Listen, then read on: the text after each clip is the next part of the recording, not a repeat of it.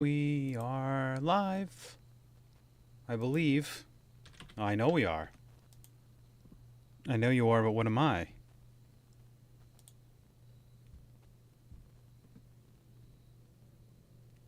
We love being live. We are going to talk a little DraftKings, throw in some FanDuel, have you guys post, ask questions, right? You can.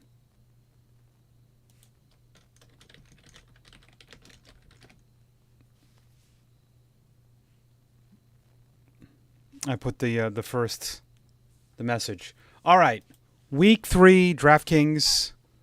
If I take you quick behind the scenes because we know that not everyone is watching these streams on the process. I suggest that you log everything.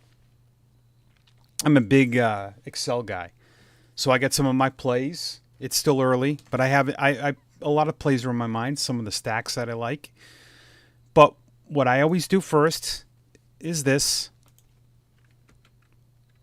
This is from Vegas. I use Fantasy Labs as an optimizer and to see what plays are good. And I kind of create the players I want to pick from off this. Now, what I think you should do, you guys should always use tools and knowledge here, but you should use yourself. That sounds weird, doesn't it? What I mean by that, trust your stuff. Trust your style. Trust your process. I this year have been 100% sold on the plays I'm going to play. I'm doing it. Last year I was teetering too much, but you should have a story behind why you're playing your guys. And it doesn't matter if other people don't think you should, okay? Last week I wanted to pay down a quarterback. That's what I do a lot. I liked how Baker Mayfield was throwing. So I didn't just throw him in there because he was 5,100. I threw him in there because I felt at 5,100 he could get 3 times. That's all I'm looking for. I'm not looking for a lot. So when you look at, let's go to a lineup here. A contest, okay? No, it's not what I want. This is awfully slow. This is what you want. We are getting there, I promise. I don't want to enter that for 50,000, okay? Is your salary. Cash games, that's not bad. I shoot for 3 times. So that's what I'm shooting for. So you want 3 times the salary. That's your score. So you want every position to possibly get you 3 times its salary. And if you don't think that they can, don't play them.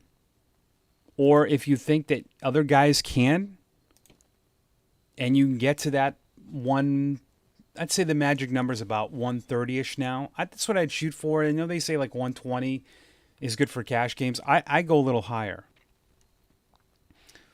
So I use that. I thought Baker Mayfield could get me 15, 16 points. James Cook, I looked at he's at home, big favorites. Can he get me 18 points? Yes. Josh Kelly purely played for the discount. Didn't work. Nakua at 4,900. Could he get me 15 points? He got me double. Zay Jones, you're only looking for 12 points. I mean, these were easy plays to me. Kelsey, so, he gets you double his value. That equals, so if you put these two together, 45 points between 12-5. That's pretty good. But I wanted these guys in my lineup. And the Cowboys defense, I felt There's no chance that they're slumping against the Jets. So have conviction of the guys you're playing and use matchups. But also, if you think a game, and I said this last week, if you're doing this, all right,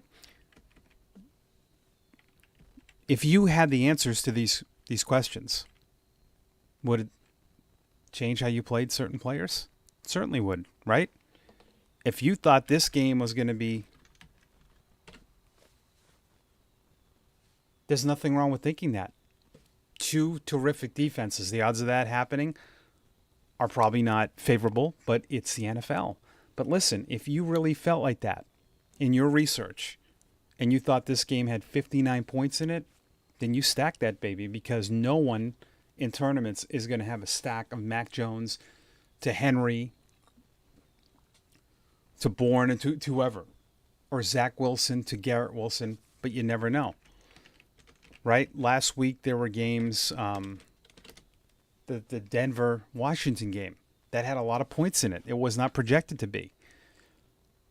Now, I don't think you should always, some people will say, stay away from, like, this game could go under, but the thing is, these are not great defenses, and if this could go even this way, and you have none of those guys in your lineup, you're screwed. So, like we saw that last week with the Chiefs-Jaguars game, did not go the way DFS people wanted it to go, and those stacks didn't do well. That happens. But more times than not, and do your own research. The games with high implied totals, like this could be lower, potentially. But like this game, what if this game ends up going, again, changes the narrative of how you play, right? So just keep that in mind. But I do like using this and coming up with scenarios that I think. And there are games that I will avoid. But, Jacksonville at home against Houston, these are games I like. So this week, and I always like to start at running backs. We'll just clear this out. I put in a dummy lineup just to reserve. We're going to have some interesting things break. This is Thursday. We don't know yet on Friday. You definitely have to look out for injuries. If Eckler is out, a lot of people are not going to play him because they were burned last week. They'd only have one target each week. I'm not sure I love this for cash games. He is priced up a little bit more. But if he's not involved in the passing game, you really need 80 yards and a touchdown, if not a little more than that. Probably, so that worries me. I'm not saying you shouldn't, because in a game with a lot of points, if you want to get to a secondary stack in your cash game of this, if you're dead set on playing on Jefferson, you might have to roll the ball here with someone like Kelly. But I think sometimes chalk is avoided in tournaments, but I think if you're going to get this guy at 4,800 starting running back, I don't know how much Kareem Hunt is going to impact. He might a little bit, but at 4,800, 3 times the salary is only 14 points. 14 points, 60 and a touchdown's 12, and 2 catches is 14. You could have 2 catches for no yards. So it's easier to get 3 times from Ford. So I think, that to me is a must play. But there's a lot of interesting things. I like home favorites. I like favorites in general. Do you want to pay up for Pollard in cash games? I'm not sure yet which way I'm going to go. There's a lot of value to me. This is my lock, and I'm going to live and die with this. I just think at home, and I get, this hasn't been great, but this gets you, this line, 21-4, gets you this week. Can he do that against Jacksonville? I think so. So I love that. I love Ford. And I play 3 running backs in cash games. So this is going to be interesting because there's potentially of, Derrick Henry. If he's not playing, I'm not going to, go there. Aaron Jones at home. They play New Orleans, good defense. Would you slide down to a A.J. Dillon at 50? There's going to be a lot of cheap. Basically, in cash games, to me, you're going to have a lot of pay down. I can't see pay up in cash games. I don't see people doing that. Will you go back to James Cook? Again, he's on the road. Big favorite, though, involved in the passing game. There are times he's not getting goal line work. So you need probably a 100-yard game from him. You kind of need what he did last week. But if he scores once here on a long run, he smashes. So do you trust that? This is probably where I'm going to go. Again, look for home favorites and values. Mostert is a good one. If Montgomery doesn't play, there's some, players there. Breece Hall might be out. There's a lot of running backs hurt this week. Pacheco, if he's out, would you pay all the way? Where's McKinnon at? Look at that, 4,500. That might be more of a tournament play because he's not going to get Reynolds. This is a guy that could get a bulk of the carries and not Gibbs. That's a weird situation. So for me in cash games, you want floor, you want safe plays. Eckler's good if he plays. Pollard certainly is good. And there's a lot of way you can go. I like to pay down a quarterback, and this week I'm going to go here. I know it doesn't look great, but I think at 5,000 at Detroit in a matchup of a team that does give up some points and some yardage, I'm thinking of going all the way down. I'm not completely, it's in pencil, but I like paying way down, and I think that there's value. If Minshew plays, look at this: Bryce Young unlikely to play, which would put Andy Dalton at 4,900 at Seattle in a game where they're going to throw a lot, and you just need 3 times. So for where I want to go, because this week I'm having a hard time not playing him. I really am. His prop total is 100 yards. The floor is so high for me. I just, even a scenario of these two, fitting these two in is tough, but I'm going to have a piece of that game. Receivers, you want targets, you want high volume. Where can you get that? Well, Josh Reynolds is limited. St. Brown is limited. If these two guys are out, you get Raymond and Marvin Jones at a discount. I'm probably plugging in Raymond. Say if that all works out and you're able to have Raymond and Ford as guys that are low priced, are going to get volume. And can you get a Kelsey, Jefferson, Allen, Ritter? This is tough. You're going to have to pay all the way down at defense. But I don't always like to just give away defenses because I've learned they can help win your cash games. The Bills at 2,900 on the road. And then if we went to... Oh, I don't want to do that. Well, maybe I would go with 3 receivers in a cash game. Maybe I would be different this week. And if I went here with Walker, who would I get at 3,600? This is more of a,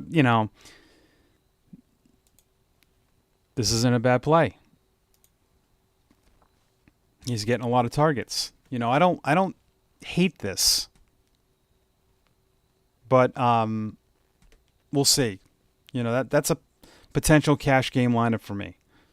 Because these 1, 2 could, a lot of smashing and then, yeah. So the rule of thumb for cash games on defense, you should pay down. I don't agree with it. I think if it's this is a position, and the Cowboys are so good, they're on the road.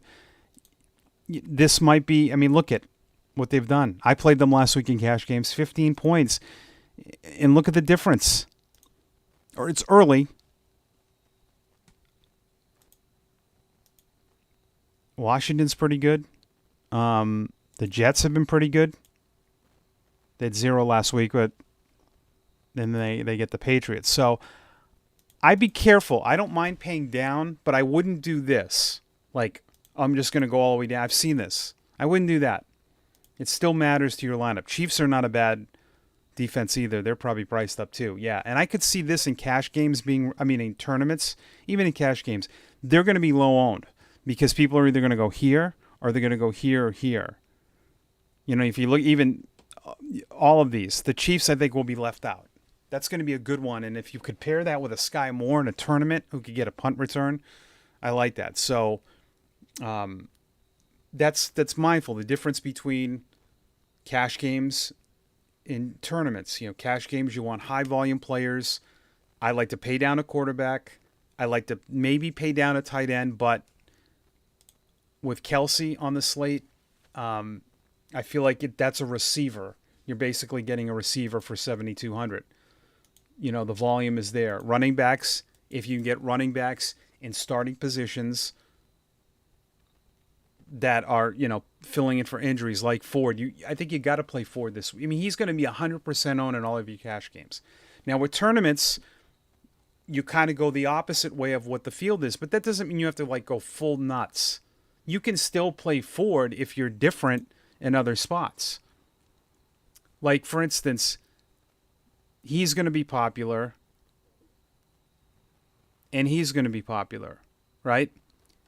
If a lot of people are playing, you got to think at 9 in cash games, then maybe Lawrence, you start with a stack. Dallas, with their big implied total, Prescott's probably going to be low owned. Russell Wilson's not a bad sleeper play. He's going to give you a little rushing. 5,900 in Miami. They're probably going to throw a lot. I don't hate that. You know, so if you get different here, I mean, look at this is going to be a low owned, and let's see. I'll bring up Fantasy Labs, and the reason I like Fantasy Labs, they're pretty accurate, and it's good to get projected ownership, which is huge to me. Okay. Sometimes it does this. I don't know if I'm playing any tonight. I've been staying away from Thursday games. Why is this doing this? Oh, that's why. I do have a subscription.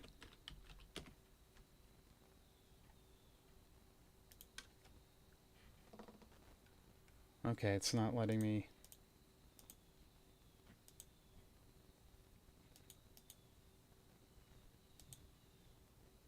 Okay, whatever. So it's not, I can't get into my Fantasy Labs. It's not, nothing like live streaming, huh?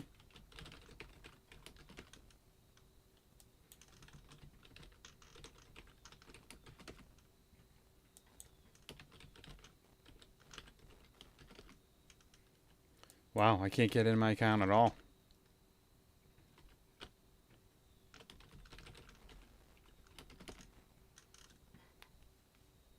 Okay, there we go.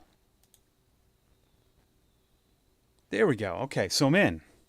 So what I like about this, and this is expensive. It's $40 a month, but you can set up, like I have Mike's cash model, and I'd read into this. This just grades what plays are better for cash than tournament. So like when we go into a tournament model, it's going to tell you what tournament plays are better. But I like to look at projections, especially quarterbacks. Now, it doesn't have... This is Yahoo. Let's go to DraftKings. Leverage. What's that mean? This projected ownership. Having projected ownership is great, and I've noticed it's pretty accurate. So they don't grade Russell Wilson, which is great. This is what you want, 3% projected ownership. So your stacks, if you have a stack that, say he goes for 30 and they go, you have a stack that's a combined Wilson now to Judy. This is going to be another low-owned guy, high ceiling. And who else on Denver?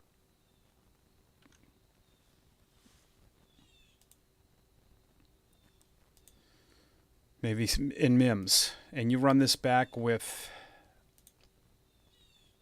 Tyreek Hill. I think this is going to be very low owned. Tyreek Hill, projected ownership of 15, but this whole in general. So say this smashes. He goes for 30, 20, 20, and you end up with 70, and then he goes for 30. And you have 100 points on a low-owned stacked that no one else has. Then you can fill in the blanks with some chalky plays. I'd even pay up here. Get a little, Can you go, Kelsey? And you could probably fit this in. So that's just different, but again, tournament plays, you have to shoot for the moon, so you need ceiling players, but it should tell you a story when you do your tournament plays. You don't just play low-owned players for the hell of it. You have to believe that Denver's going to score a lot of points. So that means that if they're going to score a lot, then Miami's going to score. If you think the game's going to 40-38 to an onslaught, which means you'd play, 3 or 4 guys from the same team. But what I like to do is always correlate.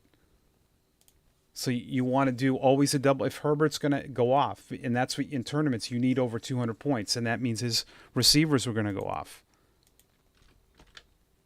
Mike Williams, you come back with Jefferson. This is expensive. So if you do this, you look at that, and if maybe you have to pay down a defense.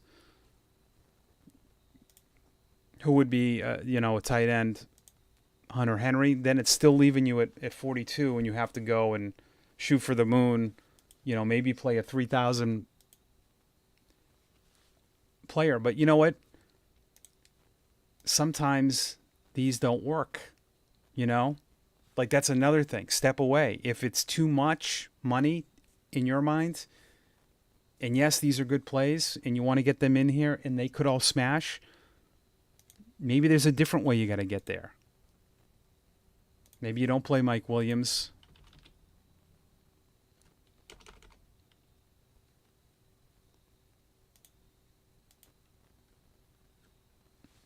And you do this. Or you do this. You get different in this game. That's another thing, too. In this game is going to be highly played. Get different in it. I'll tell you another way to get different in this game in a tournament. Nobody is going to play this guy. They're not. Now Akers is there. I mean, you could get crazy different with a Madison, Mike Williams, and just do a single stack. I like to do this. I'll give you an example of what I like to do. I don't always like to double stack in the tournaments I play because I play in smaller tournaments. So, but when I do play in big tournaments, this is what I try to do. I try to look at where I can get some value, maybe pay down a little bit. So like Seattle's a good one to stack with because you know where they're going to. And this is just an example. So Metcalf, Lockett, and then maybe run it back with Thielen, just for an example. 3,900. That's pretty good. 3,900. Look at the targets last week. That's a pretty good salary. And then I like to do secondary stacks. So if I'm doing this game, what would be a good secondary stack? Well, a game with a lot of points. So maybe I pick a game here and I like Dallas, and I think, well, Dallas is going to be winning a lot, so they're going to have to throw on the other side. And someone that's been getting a lot of targets has been this guy. And you don't even have to do one-off plays. You can do another stack from another game, and maybe you say, you know what? I do like Kelly in this game for the Chargers. And if I pay down to Buffalo, who can I get in there at flex from Minnesota? Do something like this. Maybe pay up a little more defense. Your lineup's all correlated. Smith to Metcalf, Lockett.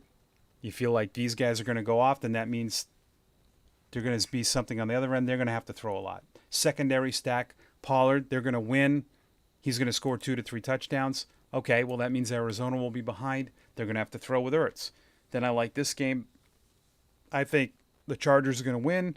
Kelly's going to have a couple touchdowns. That means they're going to have to throw on the other side. That's a correlated lineup, and then defense. So then basically you're only picking 3 games to work with. Whereas if in a tournament, if you try to go, get Mahomes and Kelsey, and then you're doing one-offs of Jefferson, and you want the Dallas game, it's too hard.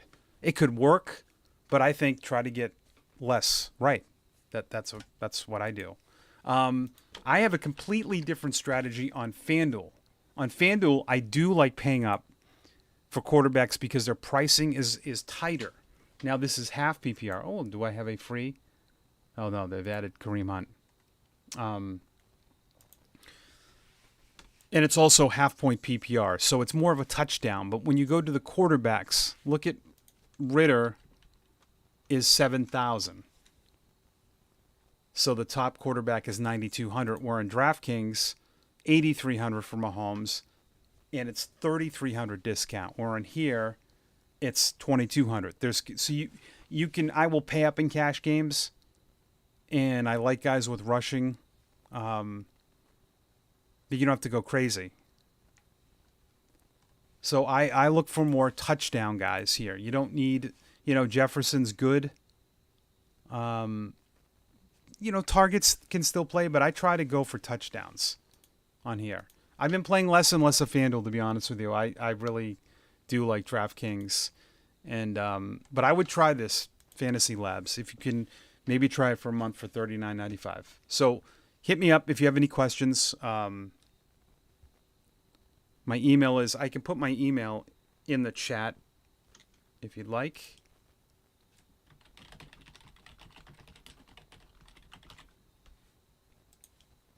I play about, what was I playing? 2.5% of my bankroll this week. I'm going to go up to 5%. I'm going to go to 60. I've had 2 good weeks on DraftKings. I keep my record. My best, cash score was good. Has been good, and I've turned a profit. Not a lot, but it's better to be there than nowhere. So, let me know what I can do for you.